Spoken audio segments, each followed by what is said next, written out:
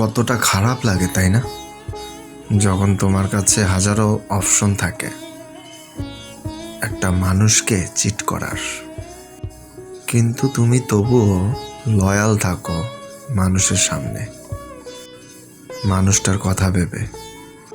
তুমি ভালোবেসে সেই মানুষটার কাছে নিজের সব বাচ্চামোগুলোকে তুলে ধরো, সব কথা শেয়ার করো তার সাথে, তাকে নিজের সবটুকু দিয়ে আগলে রাখার চেষ্টা করো। আর তার মুখের হাসি দেখার জন্য কতই না চেষ্টা করো, তাই না? তাকে তাকে ইচ্ছে করে রাগ করাও, তবুও তুমি তাকে কখনো ধোঁকা দেওয়ার কথা ভাবতেও পারো না।